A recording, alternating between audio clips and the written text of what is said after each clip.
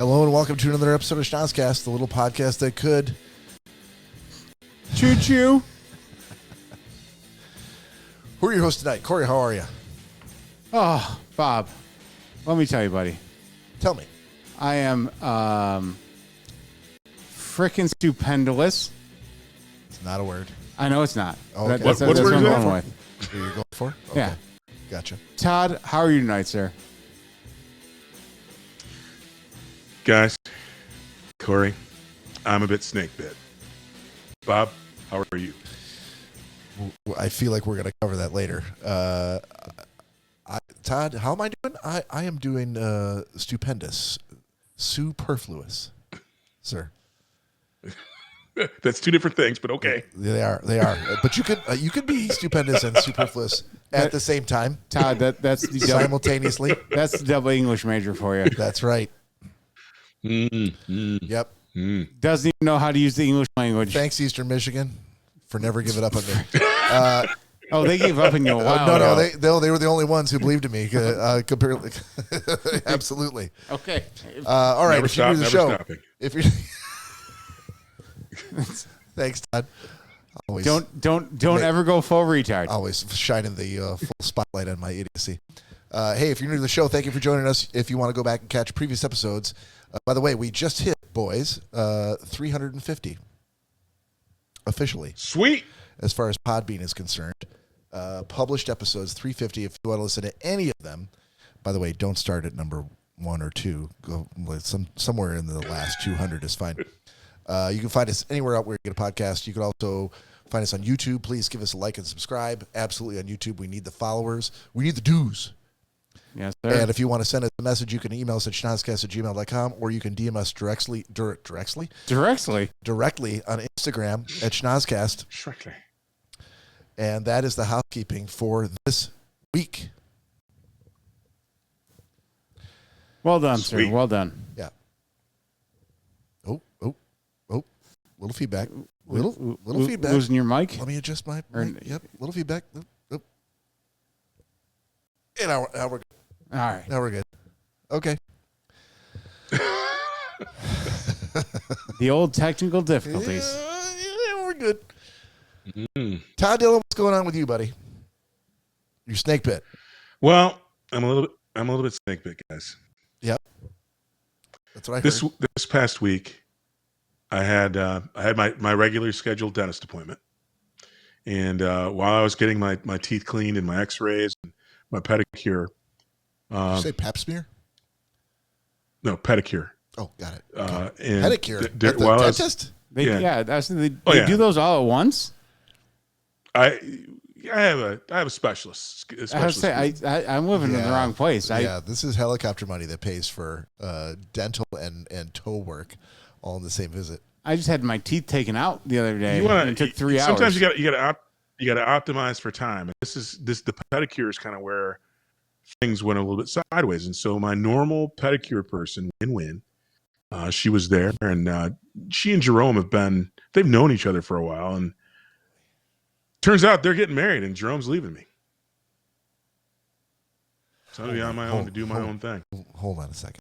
How are you supposed to maintain a compound with the helicopters and the chickens and the Go, keep going. I'm gutted, Bob. I'm just sitting here in the dark, and the crazy Amazon packages every day down at the gate of the compound with no Jerome. I'm gutted. I don't know. Yeah. I don't know who's gonna pick up dry cleaning. I don't know who's gonna. I don't know. I mean, that's what I know. I know who it's not gonna be. You know what I mean? I mean, I feel like I was betrayed by my pedicure person. Perhaps. This isn't working the way I thought it would, Cory. No, it's all right. I changed the camera, so you're good. good. Enough about me, since we have all the technical difficulties going on. I'm just glad to be here. This is a great escape for me to get on the show and be with you guys, where I can feel the love and not the betrayal that I felt from Jerome. And I mean, so for any, Go ahead, Cory. If Jerome's doing that to you, buddy, I feel bad. Thank you. So it might be time to look for a new Jerome. You know what, Cory? You strike the perfect thing. I'm thinking we should maybe, as we go on, applications are open for a new Jerome. Preferably, your name is Jerome. But it doesn't. Well, that's all it takes. If your name's Jerome, then you have a good chance of making it.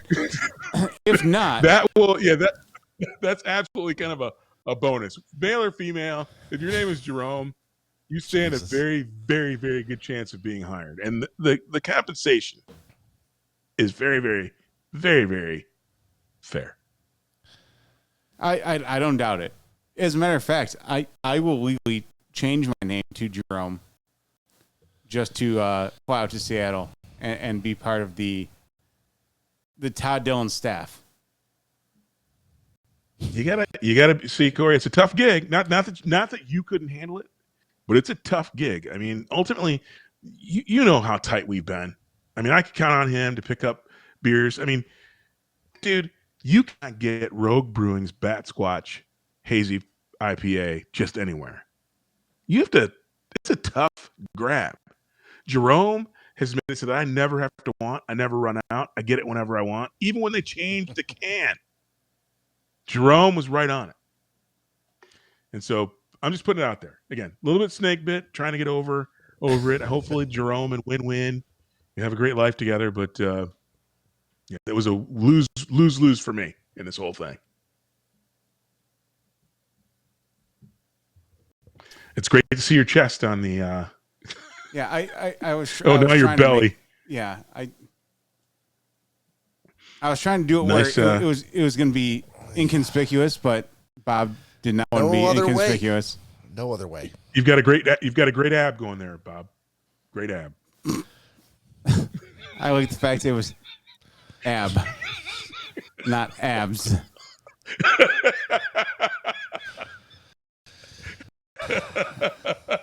I mean, let me know when the friends I have doing the podcast with me are going to show up, and I'll make room for them. Are you going to make room for that ab? Yeah, there's room even with the ab. There's room. All right. Hey, I'm just saying what you said. I didn't say that. Todd said that. Well, you kind of said it too. So I referenced my ab. Is that what you're saying? No, you didn't reference it. No, I didn't. But in a sense, you kind of did after we referenced it. So,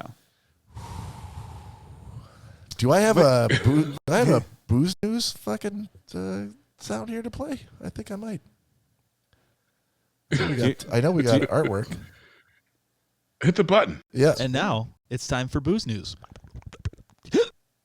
There we go. That's the only one we got. All right. That's the only button we got? That's the only booze news button. No, we got. triple Snakebit. This is directly addressed to Todd Dillon, and it concerns the toilet, which Todd has always maintained is one of the most sacred places in his home. The turlet? The area where he gets all of his good thinking done, his good noodling, and his good pooping. And his good pooping. And he'll be happy to know that Kohler just announced the Dakota. It's $600 toilet seat camera, and I'll give bonus points to anybody who guess where that camera is mounted. Right up your butthole. That's right. Wait a minute. Why do I need a camera on my $600? $600. Right. I'll tell you why, Todd. Because it requires a fingerprint sign-in and an optical sensor. But what it does is to analyze your gut health and your hydration. And also, in addition to the concept of privacy, you'll need to give up $70 to $156 annually for the application. However, I feel like let's not worry about that. Right down your alley, Todd. Right up your laneway. Right up your butthole. Yeah. For a mere $600 plus a monthly fee for the app, you can get a butthole camera to tell you exactly how your gut's doing and how well you're hydrated. I'm not sure how it gets that second metric, but it's a proprietary Kohler secret, I'm sure. I'll tell you this much. There's been so many times that I've been rushing to go to the bathroom. Yep. The last thing I want to do is to go. I got to put my thumbprint on there. Jesus Christ! And optical sensor for your eyeball. I got to put my eyes here. Yeah. No. Now I don't know where the optical sensor is. Maybe it's around the butthole area, but you're either going to have to look directly into the butthole camera. That's called pink eye. That's a downgrade. Yeah, that's a downgrade. So when I walk into my water closet, Your when I walk into my water closet, as the French say, exactly, the seat goes up automatically, and so I don't have to look at anything. It just knows who I am. So that seems like a downgrade. Well, those days are over. And then secondarily, hang on. So if Mary goes in there, it doesn't open. She's in a whole other wing of the house. Well, so I would assume she has her own toilet that recognizes her face. Her ass print. Is it looking at her ass or her face? She's not a huge fan of the butthole cameras? artificial intelligence toilet. Well, you got to work a little harder, sir. I think. I couldn't imagine why, Todd. Yeah. Why do I have to work harder? If she's not concerned about her butthole health, why would I be? I mean, I think she's more concerned about things taking pictures of things that shouldn't be taking pictures of. But as guys, I'm like, yeah, you want to take a pic of this small dong? You want to charge me to take a picture of my butthole? Yeah. Absolutely. And by the way, I feel like you join me in this sentiment. I have been assured on multiple occasions that there's only one person that wears the pants in that household, and it's Todd Dillon. Word. Yeah. So if your mandate is a full household butthole camera, then I expect that that's what you're going to be selling. No. See, again. I think I'm misstating the facts. Not Mary has access to any other toilet in the house. I think we have 5 other toilets in the house, so she's got access to plenty of spots to do what it is she does. My sanctuary is my sanctuary. So she's not allowed to use your toilet? Well, again, in a pinch, I'm happy to give out the code, but I don't want anybody adjusting my seat. I have my seat temp, the temperature I like. I have the spray pressure, the temperature, the pressure that I like. I have the temperature of the water that I like, and I have a massage routine that's customized to my liking. And so I don't want anybody else fiddling with it. Hang on. So not only does this clean your ass, it massages it with water, I assume? Yes, you are assuming correctly. Yes, sir. I mean, Todd, there's got to be places out there that you can just go get your butthole tickled. You don't have to have a $600 toilet. But he wants his butthole tickled my toilet was more than $6,000, more than comfort of his own home. My toilet was more than $600, Cory. It does all the stuff I need to do. Cory. Well, okay, so let's make a deal, Todd. You send me what your toilet cost. I will tell you how many times I got my butthole tickled for the cost of your toilet by a Thai woman. I feel like that's a pretty good deal. For who? Oh, for me. For you? Yeah. All right, well. it just hit your text box, Cory. I don't want the toilet. Oh, Jesus Christ. How much does it cost? You know, for that? Oh, my God. Oh, my God. Thai woman would be living with me. I would just have one locked in my closet. Yeah. Tomato, Cory. All right. Yeah, well, no, tomato, there's, and potato. Yeah. All right, moving on here, boys, to the next news article here. Hey, Todd Dillon, again, directed to Todd Dillon. I feel like I live my life in search of news that benefits Todd Dillon, and I'm not sure how my life got to that point, but apparently here we are. Boston Beer Company's multi-boozy Samuel Adams Utopia's brew is back, and it's reached new heights, and those heights are 30% alcohol by volume. Oh, I thought you were going to say like altitude wise, the heights it hit. No, that's not what I was going to say. Oh, that kind of. That's been controversial, Bob. It's outlawed by 15 states. Yeah, 15 states. It's too alcoholic to sell. Can we get it here? We cannot get it here. However, I think that Todd may be able to get it where he's at. We're one of those states. Which is, again, this is why I tailored this to Todd. Yeah, it's gotten attention over the years because of the strength makes it illegal to sell in a lot of states. It's a blend of vintages which have been aged up to 30 years, some in barrels and casks that previously held Irish whiskey, cognac, ruby port, and scotch. You all right? Yeah. Mm-hmm. Sorry. So my bad.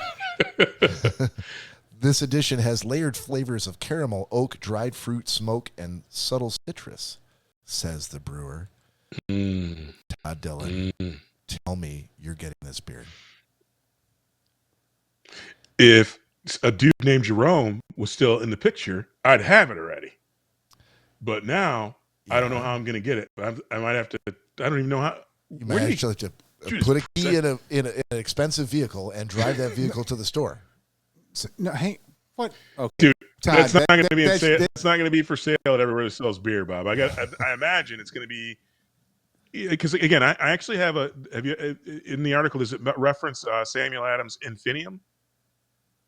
It does. It does. Because I do have about it does. Oh, okay. I have one of those. They're very hard to get. Those specialty brews are pretty tough to get. I do have an Infinium already in the house, but this new one, I'll have to figure out how to get one. So if there's anybody willing to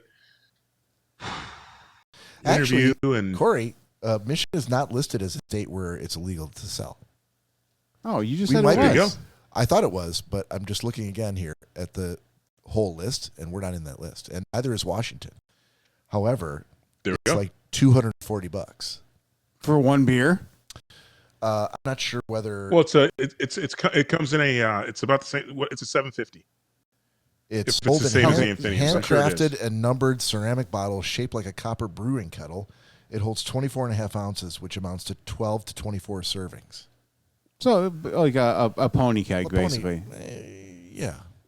Give or take. Small, much smaller. A pony keg's way bigger than 24 ounces.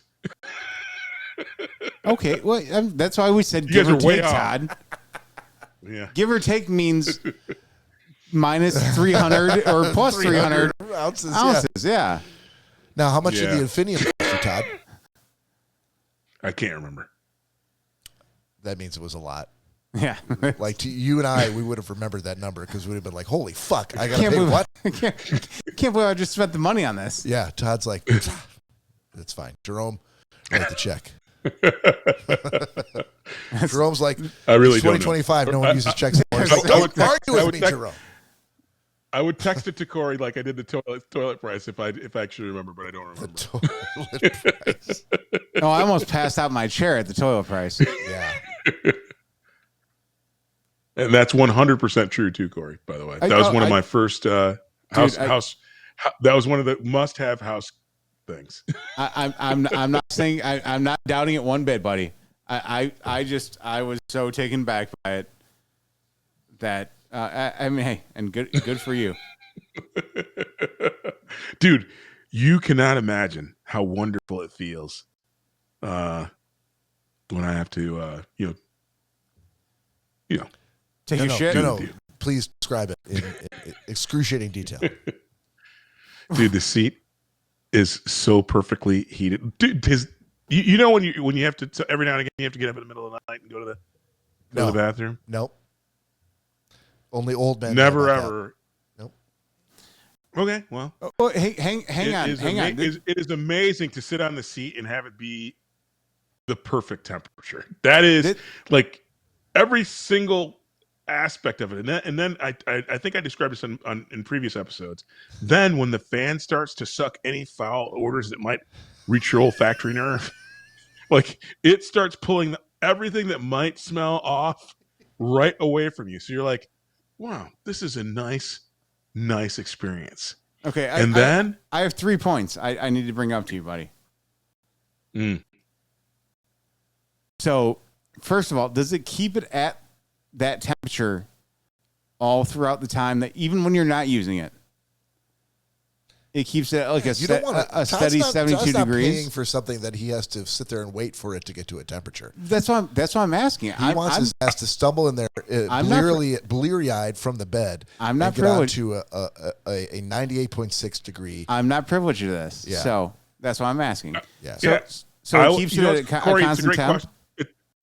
I would imagine so because it doesn't take any time. Like as soon the lid goes up, I sit down and it's at the perfect temp that I've preset. Yes. Yeah. Okay. So I imagine it keeps it at that temperature. Okay. Same with the water. Second question: why are you taking shits like that in the middle of the night? Yeah, I don't understand that at all. I don't- Unless you were sick, unless you have food poisoning or you got the runs, like you just had like a massive Taco Bell order. Yeah, I've never at 2:30 in the morning. I've never gotten up in the middle of the night and been like, "Oh, I got to take a shit right now." I have, but I've been ill. Like Yeah, I've if got you're a sick. stomach bug. So Todd, so you shit that much in the middle of the night that you found this toilet? No, but okay. No, I gave that as an example. That's not an everyday defensively not. occurrence. But I don't do that. But wait, hold on a second. But wait a minute. So but to start my day, I have a daily deposit, and again, I don't want to sit on a cold toilet to frickin' jog. I don't need. I can do coffee or something else to wake me up. I don't need a cold toilet seat to wake me up. I want to slide into a relaxing situation when I'm in my water closet. Wait a minute. So, clarifying question. I know you still have multiple questions to go, Cory. Yeah, I do. I haven't forgotten about this. Todd, pour yourself a shot. Yeah. Pour yourself a shot, sir. I feel Already done, bitches. All right. Oh, well, here we go then. Yeah, boys. Hey, cheers to you and to everybody. Cilantro. Cheers. And by the way, even though you didn't ask, I am having another fabulous shot. Ellington Reserve root beer whiskey. Fantabulous. Thank you, Jerome. You disloyal son of a... Oh, I was going to say you're thanking him, and then you're like, you son of a bitch. Deserted me just when I need you most. Okay, so my question. Where am I? Yeah, ready. So, and it's more of an existential question, really, although we haven't quite gotten into that part yet of the podcast. But no, it's not exactly. Okay. All right. I was going to hit the button. We're still in booze news somehow, but hit the button. Yes. And now it's time for booze news. So you're getting up in the. I'm only saying this as a man who. The only time I'm getting up in the middle of the night to go to the bathroom at any point is if I'm ill. But is this a regular thing for you? And by the way, when you and second part of that question is when you get up, is that your first move is to go to the King Kamehameha toilet, or do you require some sort of?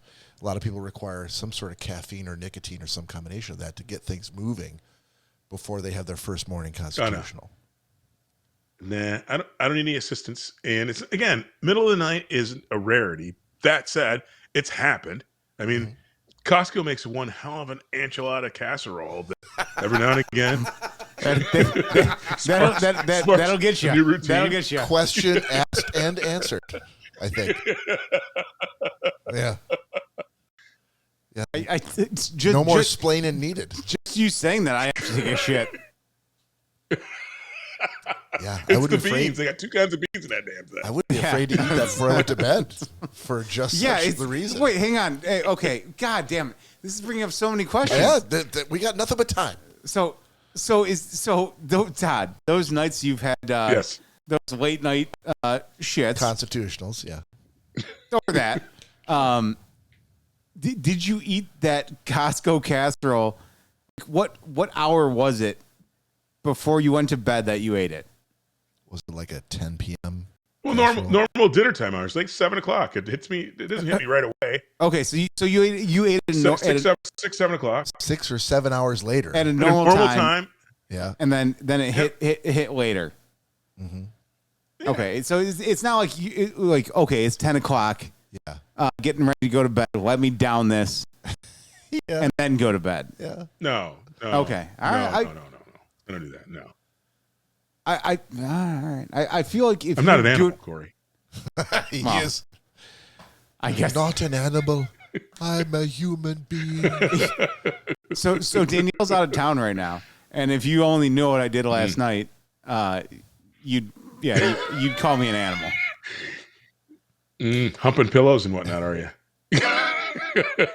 Did you shit in the sink? What'd you do? Dry humping them. Because I gotta say, I'm close enough to Cory, and I've actually spent the night at his house a couple of times. I'm not sure what else you could do to brand yourself an animal in that house other than your normal routine. Wow. What did I do? When the nights you spent the night, what did I do that you think I'm an animal? Say more about. I've been sleeping. Yeah, a lot of it was sleeping. A lot of it is the heavy sleeping, more heavy sleeping, inability to wake up from the heavy sleeping. And then Okay, it's not like I'm waking up and grabbing raw meat and stuffing my mouth with it. I mean, not that I could see, but you did disappear in the bathroom for a while, and I don't know what happens in there. Oh, I got to do my business, and Yeah, that's the animal part, I think. and Doing the business. And guess what? My asshole doesn't get And when heated you up do your like Todd's. business, and when you do your business, Cory, when you first sit on the seat, is that a pleasant experience or like, whoa, that's a little chilly? Todd, I'll tell you what. Anytime I sit on a toilet seat, it's a pleasant experience. I don't care if it's warm, cold. Guess what? I'm taking that shit. I know our goal is to try to get more listeners and not less listeners or viewers. And yet somehow we always end up like I guarantee I will hear from at least two people, and I could name them if I really wanted to be wanted to expose their identities, who are going to complain to me about the content of this episode. Too much toilet talk, I know. Yeah, of course. I'm not saying we change anything for anybody. Like, we're going to do what we're going to do. However, it's not necessarily. I do what I do when I do it. I think Todd hit the nail on the head right there with something. We changed the name of the podcast to Toilet Talk. No. I strenuously disagree with that. Strenuously disagree. I'm fine with talking about toilet talk. And what would we call it? That cannot be the Exactly. Pals and poops. That's exactly. Well, I was going to say, here's the other thing. We'd have to change the name of our listeners. We'd have to. Change We don't even have a name for our listeners yet. We do. We call them boogers. I do. God damn it! And Todd, did you say turds? Because that's exactly what I was thinking. You guys are so stupid. We go to This pals. is the dumbest. We go to Pals and Poops. This is the dumbest thing we've ever talked about. And every listener is a turd. We have never been dumber Exactly. than we are right now. I think it's worth a try. What the No, dudes it's from the definitely nonsense not worth a zone, try. They'd love to be called turds.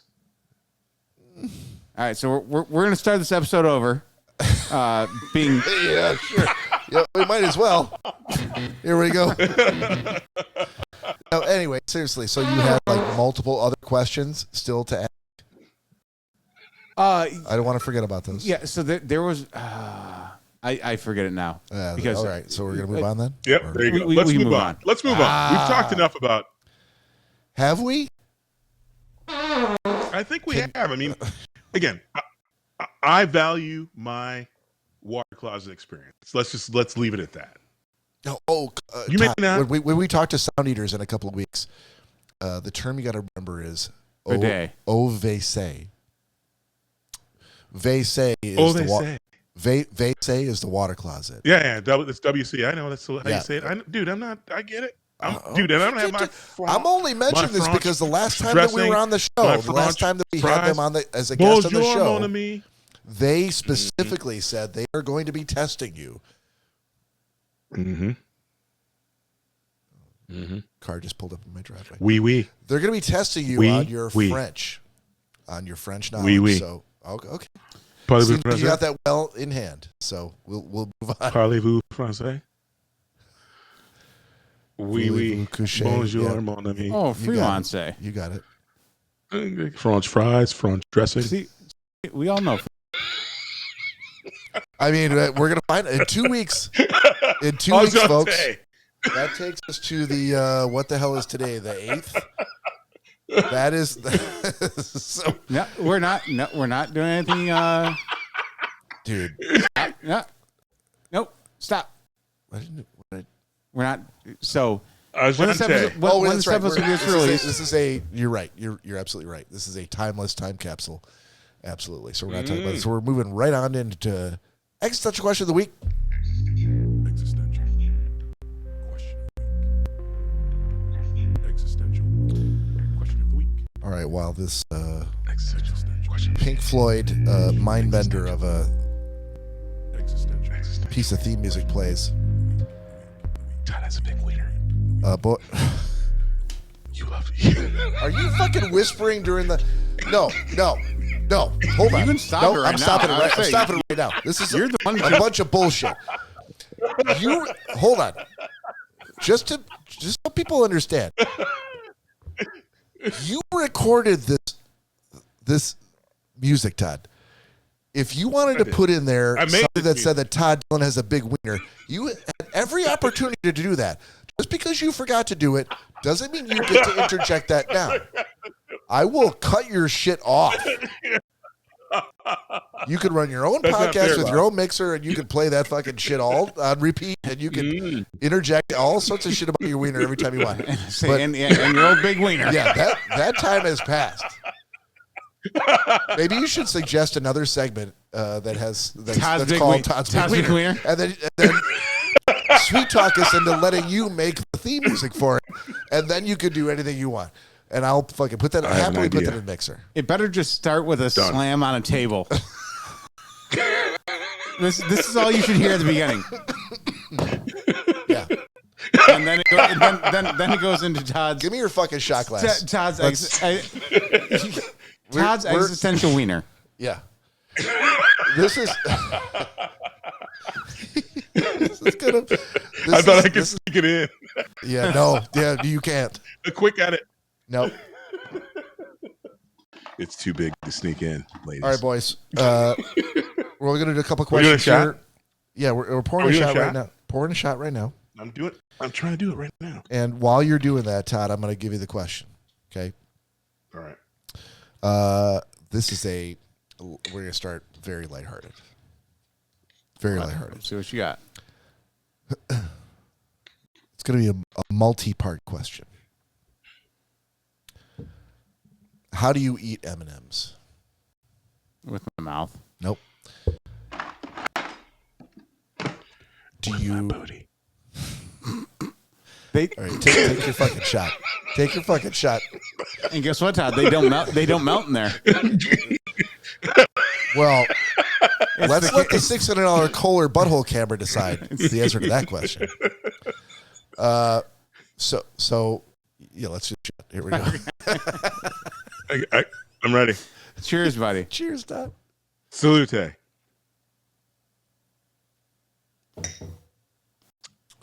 Oh, whoa. That is really, really good. Really, really good, boys.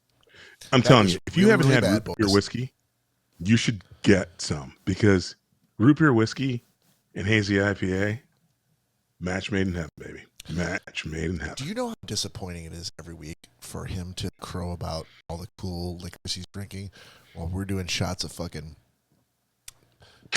gutter ass Fireball every week? Yeah, but he's also talking about IPAs and all this. And that. I don't normally there's- feel bad about drinking Fireball unless I'm on the podcast, and then I feel like Dude, utter shit So because like why would we torture ourselves? So there's only one experience I had with IPAs. Mm-hmm.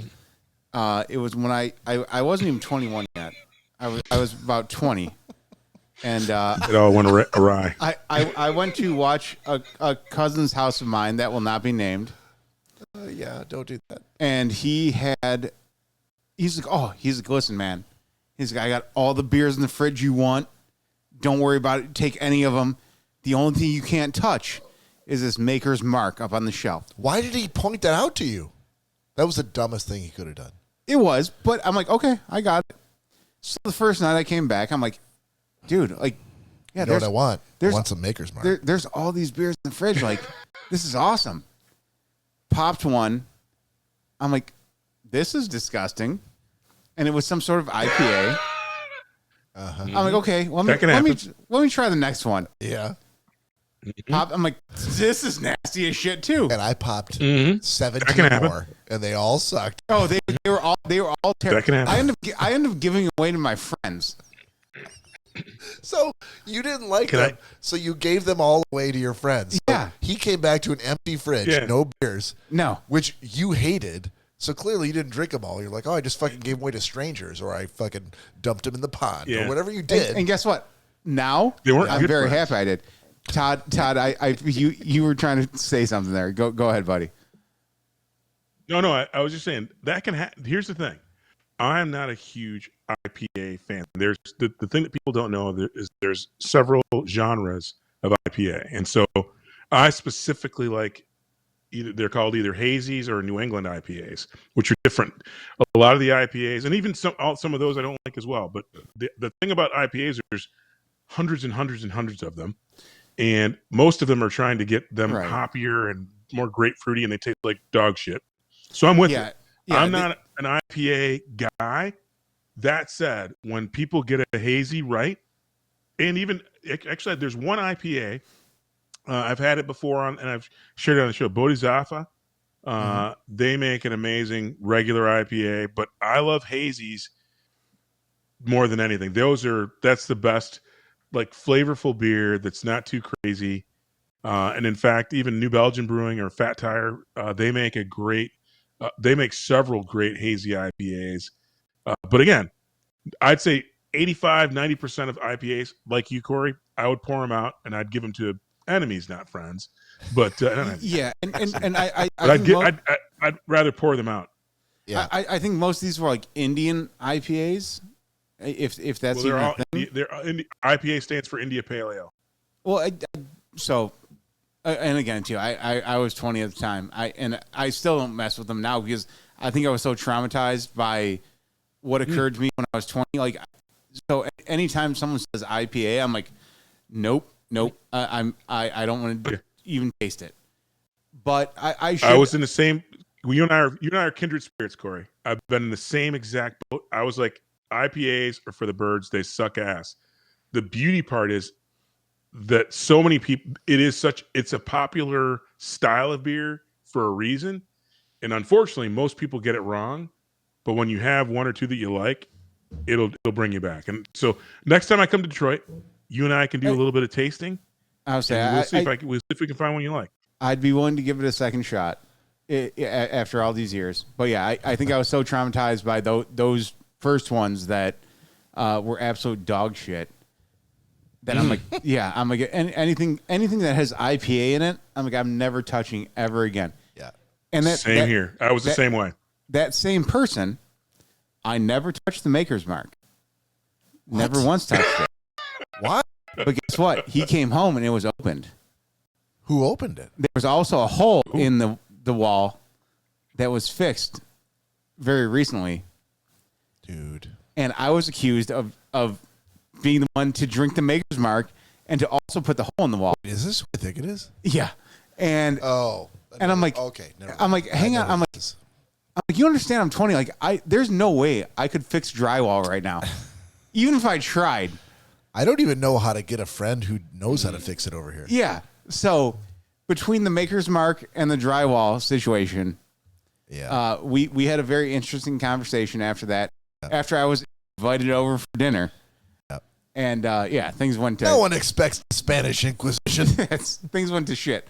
So yeah, either way, that was my Clarifying first experience. question. Yes. Have you had Maker's Mark? I've definitely, dude, trust me. Out of all the stuff in that house, that was the only thing I wanted to open. Yeah, Cory and I did go on a March Madness trip with Krabby, so he's absolutely had Maker's Mark. Yeah, that was the only thing that I'm like, Maker's Mark on the rocks, I would have been more than fine with. But I knew I was told I couldn't open that. And again, this was a family member, so I wanted to respect them.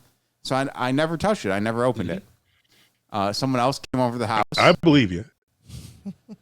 Here's like for me. I'm sorry, Corey. Go ahead. I'm sorry. No. So someone else came over to the house that also had a key, and they finished off that Maker's Mark, but I was blamed for it. Mm-hmm. So either way, go ahead, Todd. I believe you. I only use Maker's Mark to make barbecue sauce. Oh, that'd be good. I make barbecue sauce with Maker's Mark because it is good. But there's and we have a listener who's Mary's cousin, Robert, who joins every now and again. He actually went to the Maker's Mark distillery and sent me a bottle back, and we have a running joke about it. I've got a bottle of Maker's Mark with my name engraved on the label from the distillery, and I told him, I go, I probably won't. I probably will never open it because it is such a special gift to me. I have a half gallon of Maker's Mark, but I do use. It is the best whiskey there is for making a whiskey-based barbecue sauce. So I'm a huge Maker's Mark fan, but I'm a Woodford guy when it comes to actually, drinking whiskey, some bourbon, and Blanton's actually Blanton's and Woodford and Rabbit Hole. So basically along the same lines, like this was a bottle he was able to dip himself. I don't know if it was at the actual Maker's Mark distillery, but he dipped it himself, and that's why he didn't want it open. Same thing. Yeah. Yeah, I love it. And somebody did open it. Yeah, and I said I respected that. I never once touched it, but a friend of his came over and it did open it and finished the entire bottle. Wow, that's mean. And because Robert hand dipped the bottle that he had sent to me, and so I will likely never open it. And like I said, I'll let you in on a little bit of the inside joke. So it's engraved with my name. It has my name on the label. But we were out together once, and some guy asked what my name was, and I'm like, Todd, and he's like, oh, thank. And so after he introduced myself, he kept calling me Tony, and so the joke is now my Mary's cousin Robert calls me Tony. And so when he sent me the bottle, I actually put over Todd Dillon on my label is Tony Dillon. So it sits prominently on my bar. Yeah, dude. Yeah, I said I would never ever mess with that because I know what that means to people, and that's something that is definitely one of a kind. Like you're not gonna have that bottle ever again. And if someone messes with that, I'm with you. Yeah. So that's bullshit. Yeah. But I got blamed for it. But it's okay. I would normally send Jerome to regulate on that, but I am not anymore, bitch. No, you don't need to now. He regulated it on himself. So good because I don't have Jerome anymore. If I could just get back to the existential question. So the question is, how do you eat your M&Ms? Do you eat them one at a time? Do you get a handful and you eat them? And part two of the question, if you can remember or follow along with this, part two of the question is fruit by the foot. How do you eat your fruit by the foot? Do you eat it bite by bite, or do you take the whole fucking foot and roll it up and you eat it all at once? And third part, is there anything that you eat where your method has been described as weird? Okay, I already got answers to all three. Yeah. First of all, M&Ms. Yep. Depending on the packaging, are we talking about like the tube M&Ms? Are we talking about a wax packet? Are we talking about a movie theater packet? Like a family size? Could be family size. Could be individual. Okay, well, either way. Either way. No matter what it is. Yeah, what's your method? I'm taking a handful. Handful? Yeah. At a time? Yeah. Okay. Fruit by the foot? Yeah. This is when it was a big thing when I was a kid. Yeah. You take it and you put the very end in your mouth and you start pulling that wax off as you're eating the fruit by the foot. So you're doing it like a you're taking a Lady and the Tramp kind of a spaghetti meal. Yes. Oh yeah. Okay. I knew I was going to get time. What's the third part of the question again, Bob? What's that? What's the third part of the question again? The third part of the question is there anything... what's the third part of the question? Yes. The third part is there anything that you eat where your method... This is built to catch people who I couldn't catch with the M&Ms or the fruit by the foot question. Is there anything that you eat where your method to eat that food has been described as weird? Still got this. Okay. Corn on the cob. You eat it like a typewriter. You just keep going until it's gone. What does that mean? So like, Todd, I don't know if you can see me right now, but so you take the corn on the cob. I can see There's it. only two ways to eat corn on the cob. And it's either straight across or like a fucking... right, you roll it. But you so you're a roller. But you don't stop rolling it until that entire cob's gone. What does that mean? Like you don't take a breath? Oh, so you eat, No. you When eat a you whole go like, cob I'm going to of eat the corn on the cob, you will not come up for air until it's all gone. Correct. Wow. Okay. That is very odd. Danielle told me that it's very weird. That might be That is very off-putting toward a prospective girlfriend or wife. She's already my wife, so guess what? Well, but maybe she didn't see you eating corn before she said yes. Yeah, no, dude, you keep rolling that in your mouth until it's all gone. Dude, what the?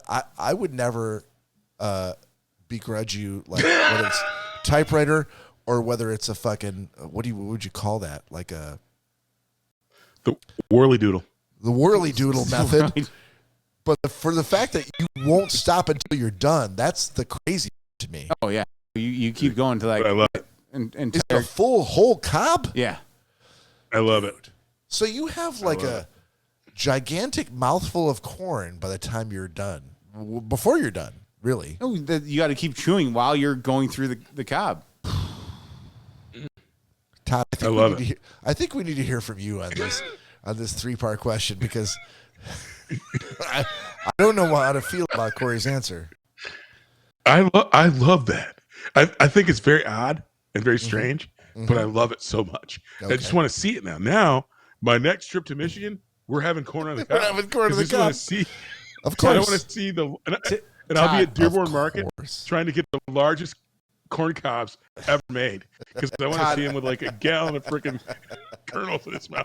Todd, I will make you the best corn on the cob you've ever had in your entire life. And then you're gonna throw up watching Cory eat it all. And then well, yeah, once you see me eat it, you're like, well, You're maybe like, I'm never coming back to maybe Michigan. I don't need to eat this. Yeah. All right, Don't get me wrong. I want to see it. Don't get me wrong. It's a disgusting process.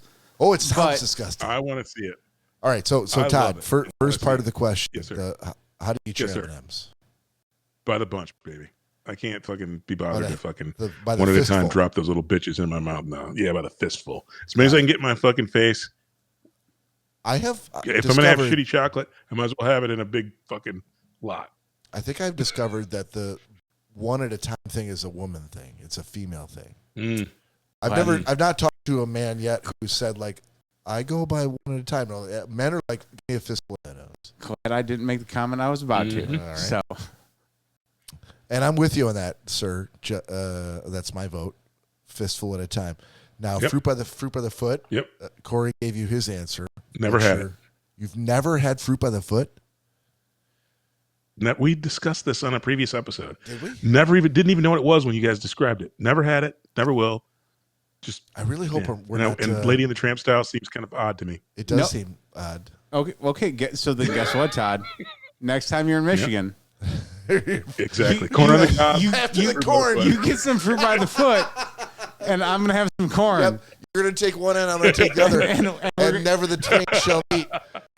And I might even wrap some of the fruit by the foot around the corn. But you're Just going so- just to, so Cory's we going meet to in make the sure he's middle. got some good Vaseline Yeah. on the lips, some chapstick Yeah, before he starts eating that fruit by the foot. it's gonna be sexy, 'Cause, but yeah. you know, Sign me on up. camera. Sign me up. I got to see it. I got All to right. see So, it. Todd, is there anything that you eat where your method to eat that food has been described as weird? Not that I can think of, although I could see potentially. So I love chicken wings, as you know, Bob. Mm-hmm. And so well, that's Think- stereotypical. Said it. I didn't But- say it for him. I know you did. Exactly. Well, that would be But stereotypical if I was like, I would. oh, Todd, I bet would- you love chicken wings, don't you? Well, when you say it like that, it Well, sounds. I love That's- I love chicken wings, but I will say that the weird for me is, so you know, there's the drumstick, the flat, and then the crazy bit on the whole wing. Hold on a second. What's the crazy bit? There's the drumstick, the flat, and then Yep. there's there's different names for the. Go on. if the wings are really, really good. No, I feel like you're. Hold on a second. You're moving on, and we have not covered this. We got. I'm not moving crazy on. bit? I don't have a name for it. The crazy bit. The little the pinky part of the chicken wing. It's like it's What? basically kind of like a. What are you talking about?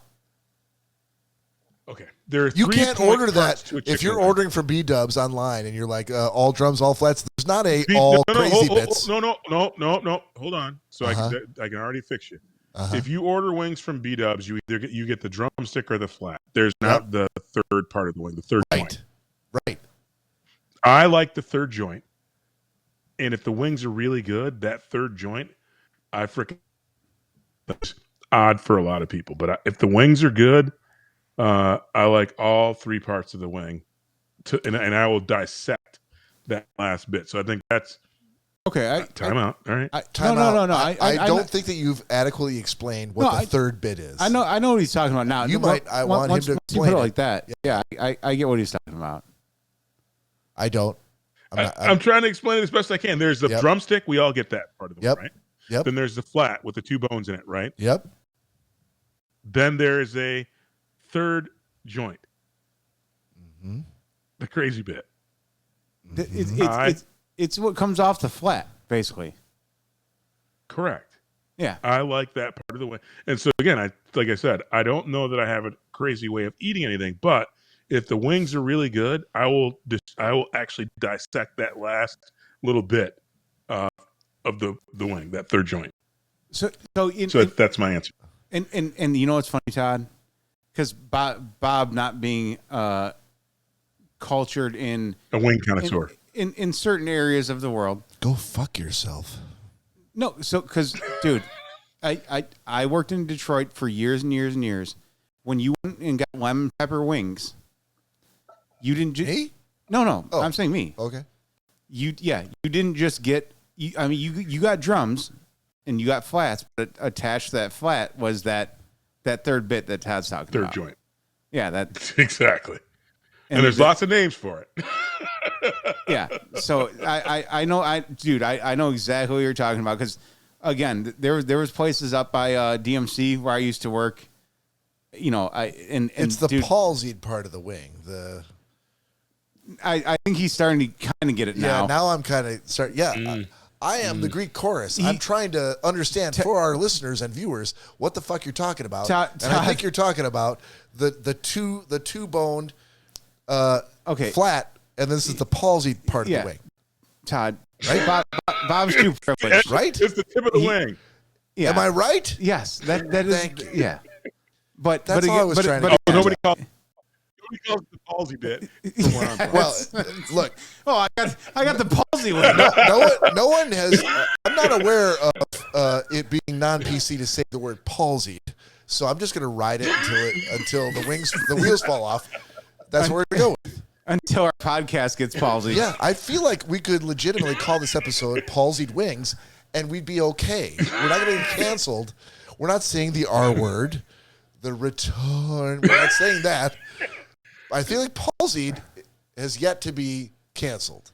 Michael J. Fox might think differently, but I have no idea. Palsy? I have no idea either way. I'm just saying, until you said that word, Bob, I'd never heard of it called that.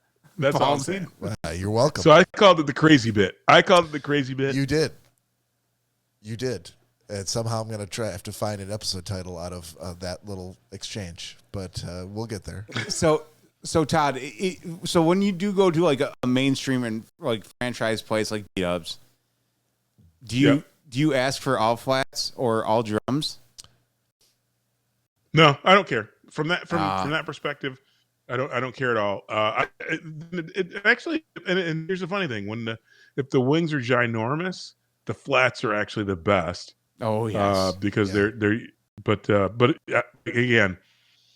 I don't prefer. I will say I don't prefer just all drums, which some people do as well. But I like flat. I like a good mix of both because I see the value and the love in all of them. And like I said, if the wing is out of control, because when I make my wings at home, which I do a lot, I absolutely have that as Bob would call it, the palsied bit. I leave that on the flat, and since I'm seasoning them and making them, I absolutely go to town on that piece as well. But again, and people sometimes when I see people like they'll they'll like eat the flat and throw it out when they get done with the flat, right? And so I'm like, oh my goodness, you're missing still a great part. That's again, you got to work for it, but still really good. Oh, dude, I fully agree. Like I said, there's been plenty of places I've been to that they do not discard that. And at first, I'm like, why is this still on here? But yeah, after you're like, oh, I get it. This is very tasty. So, but yeah, if I go to like a franchise place like Beat Ups, I will ask for all flats. Nice. I like where I'm going to get like a 10-piece wing and I want 5 drums, 5 flats. No, I just want all flats. Yeah, no, I'm with Todd. I'll get a good mix. I like the blend. Yeah, because it's a good blend. The meat's a different flavor. Yeah, a little bit different. Yeah. So, speaking of that, what best wing place you've ever been to in your entire life? My entire life? Both of you guys. Yeah. Well, I right now my regular orders from Wingstop because they do it in a consistent way, and they take Venmo to deliver with free delivery. Okay, and that means a lot when it's like 2 a.m, and they're open until 4. But the best wings I think I've had were probably for me they're probably at Honest John's downtown. Okay, yeah. I really like their wings. I'm like, holy shit! If I could get these wings every day, every week, they still open at 7 a.m. Honest John's, yeah, probably.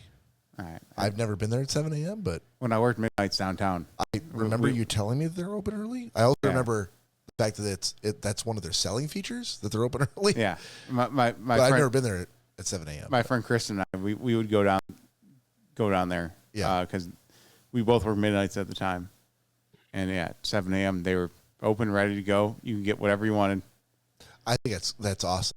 Yeah. Well, I mean, it was probably not a good idea to be drinking at that time of the day, but either way. Oh, you were drinking?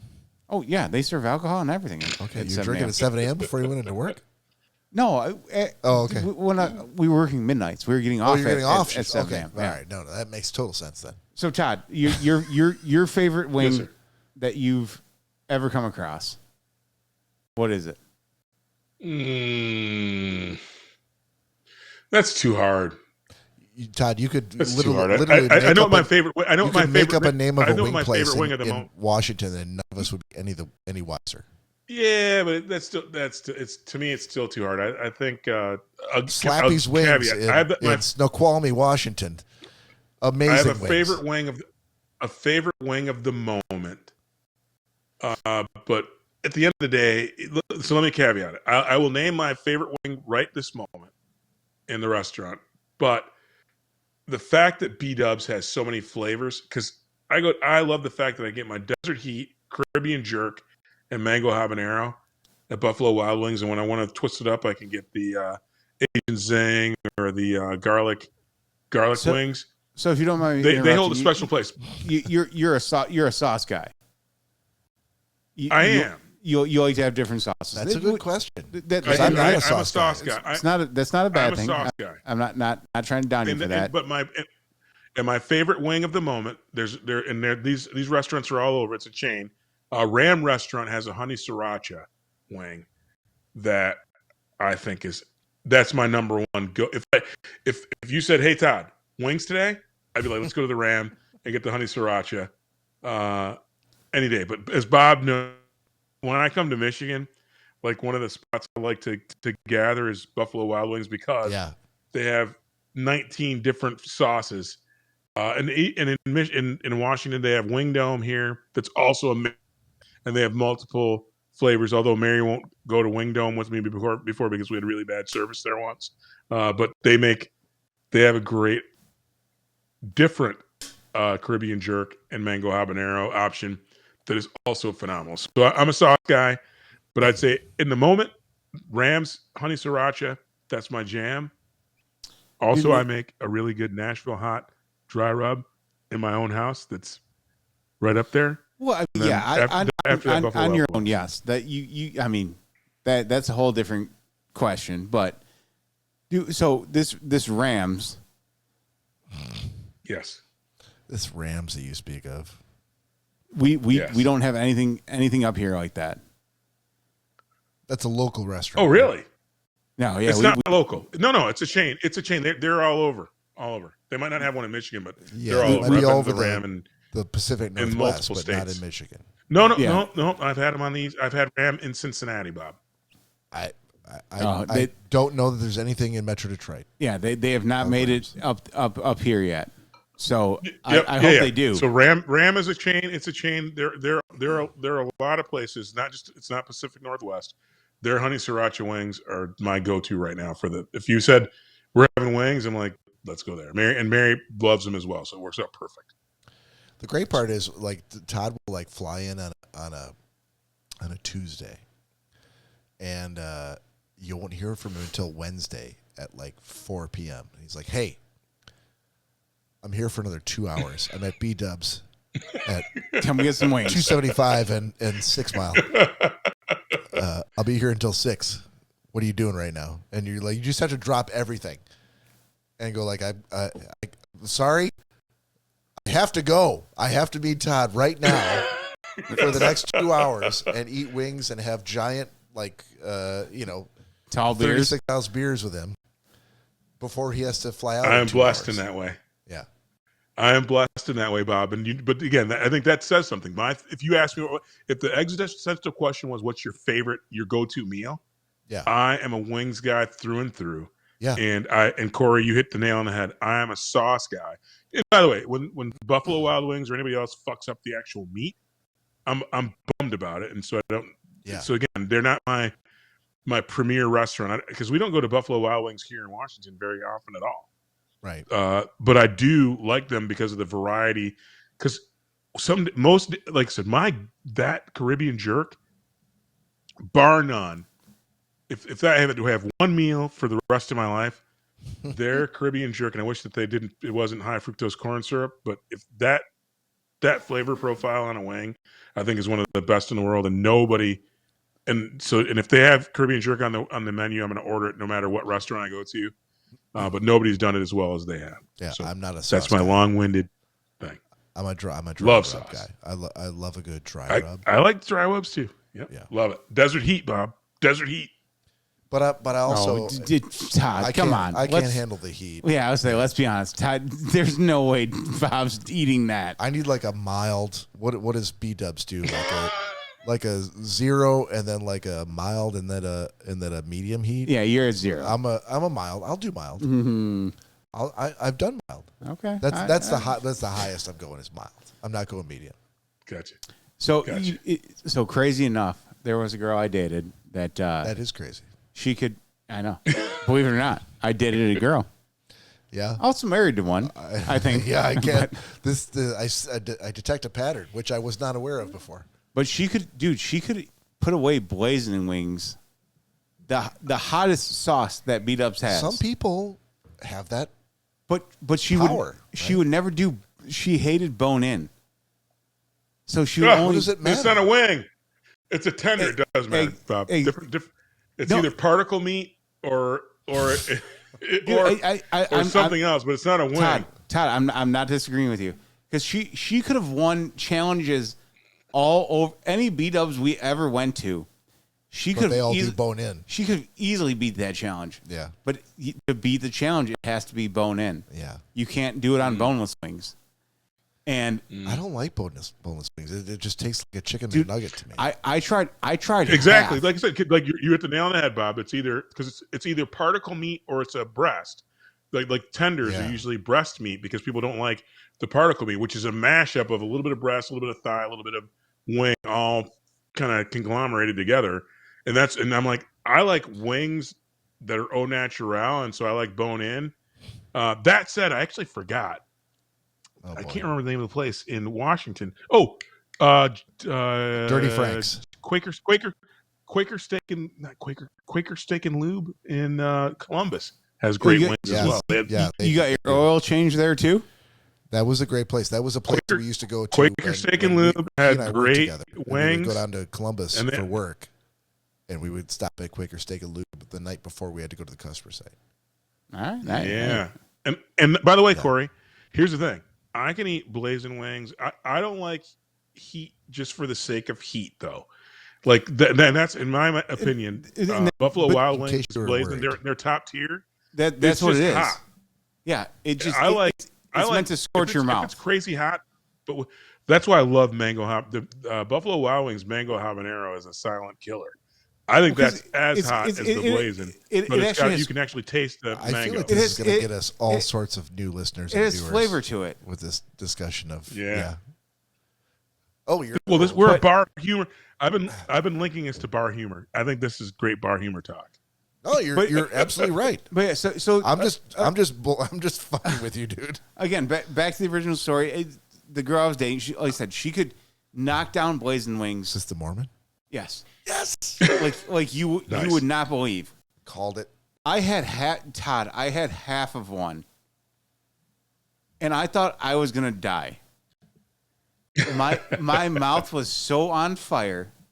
There was not enough milk in the back that they could give me.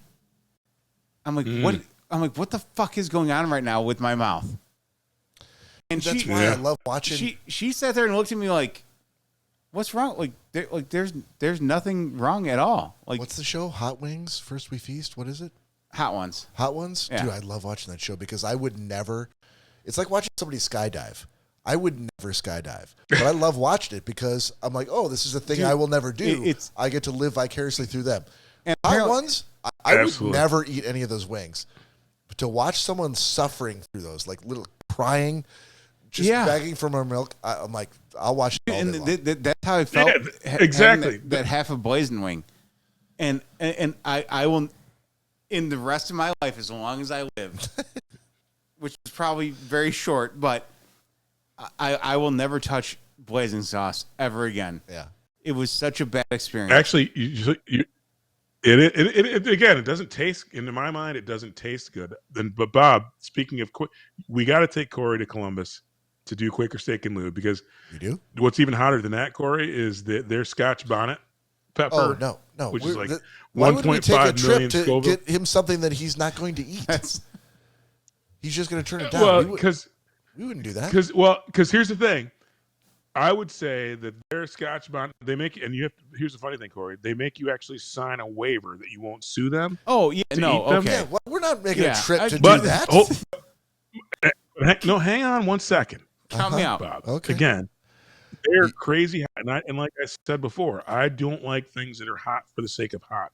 All right, but so quickly make this relevant to why we would make the trip. Quickly, because they actually there's the Scotch bonnet pepper, the sauce that they've made with it actually has flavor that's decent. So it's a bit of a bummer. It is way too hot to eat, but when you actually, for the first like quarter of a second, you're like, hey, this is a really good flavor. And then it fucking lights your world on fire. Again. So they've kind of where is the part of the conversation that's going to convince me and Cory to want to actually drive down to Columbus for this? Because if it's the first quarter of a second, I'm going to tell you that's not enough. You're not even you've already told me that you're not a part of the conversation. He just told you as well. He's not part of it. Because the blazing wings taste like shit. If you want a good wing that will burn your ass, I don't think the taste is what turned him off. It's the heat. Cory, you and I'll drive down. We'll order a 6-pack. I'll let you have one. I think, and you'll agree with me that it is a great like Bob's his whole. I can't wait to hear about this worst trip they've ever been on. That's going to be amazing. You know what, Todd? If you come to Michigan for that, I'm willing to drive down with you and taste one. Done. Fuck you. Yeah, I'll done. Go too, even though just I to hate going to Columbus for all the other reasons. Oh, I do too. No one goes to Columbus. It's a shit city. But if that's where this restaurant's at, and I feel like they unless you're listening to the show, we love Columbus. Yeah, no, still hate them. Yeah, I'm not sure there's a Columbus base of fans that we're losing with that comment. I love going to the Horseshoe and watching Michigan beat Ryan Day. So Quaker Steak and Lube Wing. If we're going to that place, then we also have to come back to Dearborn and do the Bronco Bar. The Bronco I'm in. Bar? Where's the Bronco Bar? Remind me. You don't know what they're Are we known doing a for? shot? Yes. No. Pour one up, buddy. No, tell me. I'm doing it. Fish I'm nuts? getting my root beer whiskey. Oh. I thought we were still talking wings. I'm like, what's this fucking Oh Bronco Bar you're talking about? You You great. pivoted quickly Yeah, from wings to fishnets. Sorry. I'm good with that. Yeah. So Todd, we'll go to the Bronco Bar, and then we'll drive down to Columbus. Yeah, Todd, if only Long Shots was still around, that's exactly where we'd go. I know. Burn down. I got my shot was- ready, boys. Cheers, boys. Cheers. Cilantro. Yep, we're going to do this, and we're going to bring an end to the show. We're not going to do another question? No. Hang on. we are not. I need to know what Long Shots is. Oh, one Long of the Shots greatest is the bar bars ever we in used to- the history of the world, Cory. When Aaron hired us to work, he hired me in June of 2000, and he hired Todd in November of 2000. November of 2000, yep. He had just gotten And promoted. it was right around the corner from my house. He had just gotten promoted to a practice manager, so they told him he could hire his own team. And this was I think I've told this in the show before. This is the thing where I learned very quickly that when Todd Dillon calls you in the middle of the night, you pick up the fucking phone because it could be a life-changing phone call. And this one was for me because I almost doubled my salary when he said that Aaron was hiring people. And I'm like, I thought it was the first time you got your PP touched. that I doubled my salary when I got my pee-pee touched? No, just the first time you got your PP touched. Oh, okay. No, that's not at all. That's what when I was Todd saying. Dillon calls. You have a chance of getting your PP touched. Wow. He loves the concept of me touching my own pee-pee. That's new. No, That's new information to me, but I like the way Yeah. where Cory's at. So we both started working for Aaron, and we were working for this enterprise storage company. And I'd never done enterprise storage before. I didn't know what the hell I was doing. I can't remember, Todd, if you did or not, but I know that I had not know. I did backups on freaking little DAT tapes on little in a itty bitty small servers office, in bank. yeah. Yeah, absolutely. So we would enterprise anything is a big like wine and dine the customer, and this was back in the late 90s, early 2000s, where there was like carte blanche to take the customer out to dinner or for drinks or whatever to Strip club. maintain the relationship. Strip clubs. That too. I say, well, come on, let's be honest here. And there was there was a big open pocketbook. Like people, they did not care as long as the result was you building customer relations that translated into new sales, right? Money for the company. They wanted to be wine and They dine. didn't give a shit what you spent money on. It was the lake was like Wild West compared to today. It was the Wild fucking West, and there was a bar that was right down the street from Todd's house, where Todd knew the owner, and we would go in there for lunch, and the dude would make lamb chops that were fucking unbelievable lamb chops, and they'd be like, all right, it's like $11 for like 4 lamb chops, where you're like, oh my god, these are so good. That's an amazing deal. He'd make you a steak, and he's like, that's Mm-hmm. $10 steak, and you're like, It's got Jesus even Christ, better. So yeah, the Costco 16 to 18 ounce ribeyes or strips, he would sell those a piece as well, Yeah. and soft shell crabs. $10. Yeah, it was. It was super cheap. And by the way, we weren't paying for any of this shit. It would, because Aaron was our boss, so he would either ask me or Todd to just like fucking save the receipt and ended up expensing it. So we didn't pay for any of it. So it didn't matter what they charged us. I'm only saying like $10 for a steak, for an amazing steak, was great. $12 for lamb chops, unbelievable. But at the end of the day, it could have been $112. I'm not paying for it. Didn't matter. Didn't matter. Right. So this bar, and then they had scantily Bikini clad waitresses. waitresses. Yep, who we got to know because we were there like every fucking day for lunch. And So it's almost kind of like the Lake Point Yacht Club. Todd, I know. Yeah. You know. So I know actually, Todd's so been to the the Lake Lake Point Point Yacht Yacht Club. yeah, Yeah. So I know the ownership yeah, there it's as right well. down- Corey. So the Lake Point Yacht Club they stole the recipe from Long Shots and then charged more for it. Put it to you that way. Oh, okay. Oh, hang on. Now, no. Now that you're saying long shot, because it was right down the street from it. It was like Grand River. It was on the other side of Livonia, but on the other side of town. Well, Grand River at 6? 15-minute drive. Okay. Grand River and 5. What was the Grand River and 8. Right below, between Grand River and 8 7 and 8. So Grand River between 7 and 8. There was another long shots opened up after what you guys are talking about, and it was literally right down the street from the Lake Point Yacht Club. Okay. I don't think it did as good. No, I'm pretty sure it's closed that now. location was perfect. That location was perfect, and that was the first. Because here's the funny thing, Bob. The reason why we knew about that place was before Enterprise Storage. I sold rum for a company called Bacardi, Right. and the owner of that establishment always wanted a beer joint, is what he called it. He goes, "I want a place that just turns over, selling cheap beers and really good food at a reasonable price." Because he owned a bar called Emmanuel Stewart's, a restaurant called Emmanuel Stewart's after the boxing coach in Detroit, and he opened up this beer joint called Long Shots, where you could so. And Bob's kind of leaving out a little bit. You would get a $12 6-bone rack because it was what Costco sold as a full rack of lamb. He would sell that for $12, and you would get that with a baked potato and a vegetable for $12. Like the whole meal was $12. You get a full Costco. You get a full Costco ribeye or strip steak for $10 with potato and a vegetable, and a side salad. I forgot about it, for $10.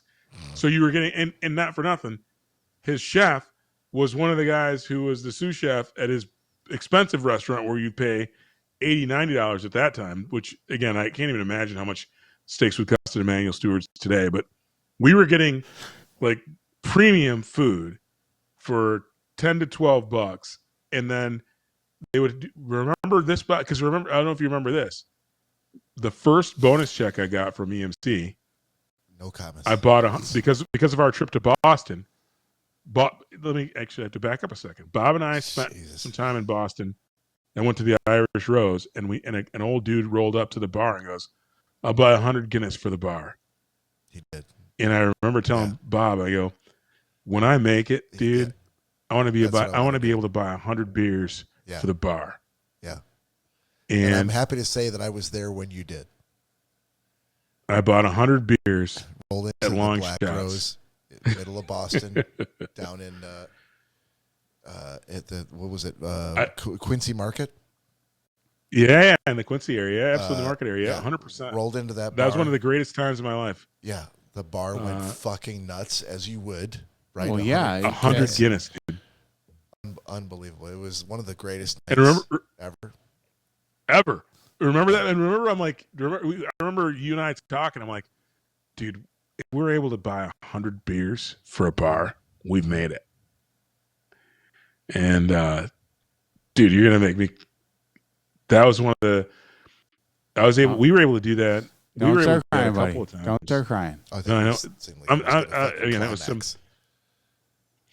No, we were able to do that a couple of times, and but Long Shots is when you said you didn't know it, that place, it put us on the map. I mean, ultimately, that was kind of one of the greatest growth periods for Bob and I, and the people there were awesome. Like Cory, there should be a movie about it. Bar fights would break.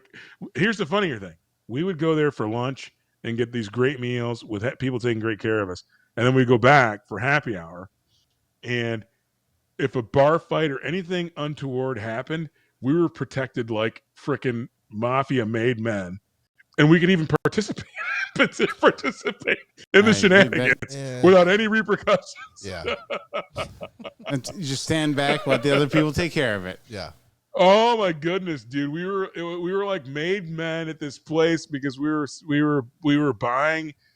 We were buying a service and food, and we were coming in and we were spending a ton of money there. And like I said, like Bob said, because I still tell the story when Bob and I started at EMC, we had corporate credit cards. We didn't pay for gas for any vehicle we rode in. Like, think about that. Bob, and we were didn't paid matter mileage. if I got in your car for Wherever I 5 minutes, drove. Cory, I would say, hey, why don't you stop at the gas station and fill up? It's a business expense. Dude, it was the fucking Wild West. It was the greatest time of my life.